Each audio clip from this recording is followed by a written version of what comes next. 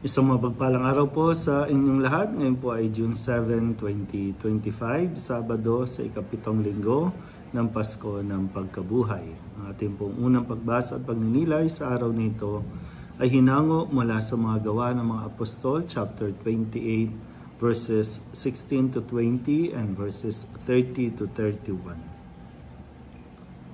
Pagdating namin sa Roma, si Pablo ay pinahintulutang umupa ng sariling tirahan kasama ang isang kawal na pinakatanod niya. Makaraan ng 3 araw, inanyayahan ni Pablo sa isang pulong ang mga pangunahing Hudyo sa lungsod. Nang magkatipon na sila, sinabi niya, "Mga kapatid, bagamat wala akong ginawang laban sa ating bansa o sa mga kaugalian ng ating mga ninuno, hinuli ako sa Jerusalem at isinakdal sa kinatawan ng pamahalaang Romano. Matapos akong litisin, ako sana'y palalayain na sapagkat wala naman akong ginawa na dapat parusahan ng kamatayan. Ngunit tumutol ang mga Hudyo kaya't napilitan akong dumulog sa emperador. Bagamat wala akong sakdal laban sa ating mga kababayan, nagagapos ako ng tanikalang ito dahil kay Jesus, ang pag-asa ng Israel. Iyan ang dahilan kung bakit tiniling kong makausap kayo."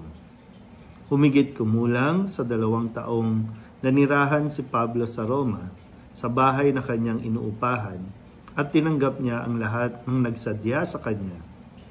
Hayagan at walang sagabal na nangangaral siya tungkol sa paghahari ng Diyos at sa Panginoong Jesucristo. Ang salita ng Diyos. Muli po, isang mapagpalang araw sa inyo pong lahat. Isang araw na lamang po at tayo ay magbabago ulit ng ating pong liturhiya. Patapos na ngayon ang tinatawag nating panahon ng Pasko ng Pagkabuhay o Easter. At ngayon naman ay sinabukasan o sa Lunes, simula na ng tinatawag nating mga karaniwang panahon. At ito ay uusad hanggang 33 o 34 na linggo ng karaniwang panahon bago ulit magpalit sa kalendaryo ng ating pong liturhiya. At sa ating pong unang pagbasa sa araw na ito, na ang tagpo ay nasa Roma na si San Pablo, na dinala na siya doon at doon na siya maghihintay ng paglilitis o hatol na ibibigay sa kanya. Pero sa unang pagbasa, yung bang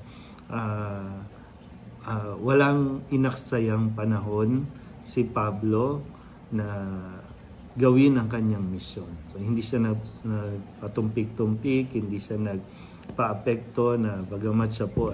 Pero ito yung tinatawag na house arrest, na habang hinihintay ang kanyang paglilitis, ay pinayagan siya na mangupahan. At doon nga ay pinagpatuloy niya ang magpahayag o magbahagi ng salita ng Diyos. So ikiniwento niya ang karanasan niya sa Jerusalem. At siya ngayon ay humaapila sa imperyo ng emperador ng mga Romano. Ito yung proseso na kanyang inihiling dahil nga siya ay isa din namang Pariseo. Nararapat lamang din na yung karapatan niya ay ma-exercise din at maibigay din sa kanya. Kaya umaapila siya na hatulan ng emperador ang kanyang kaso dahil sa kanyang pagkakakilanlan bilang isang Romano.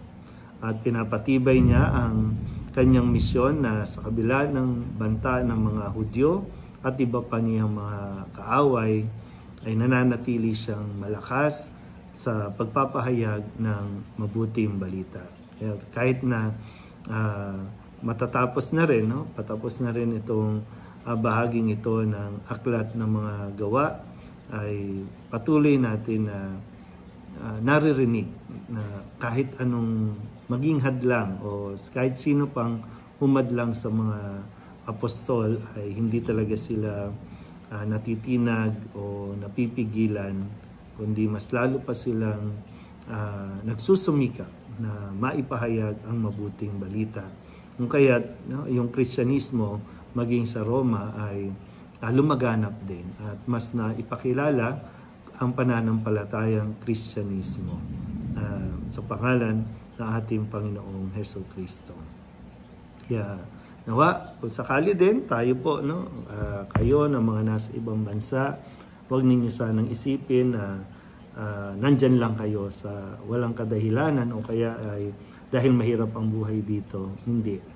Yan din ay isang paraan ng Diyos para yung inyong pananampalataya nung kayo ay naririto pa sa Pilipinas ay maibahagi nyo rin sa mga tao kung saan man kayo naroroon.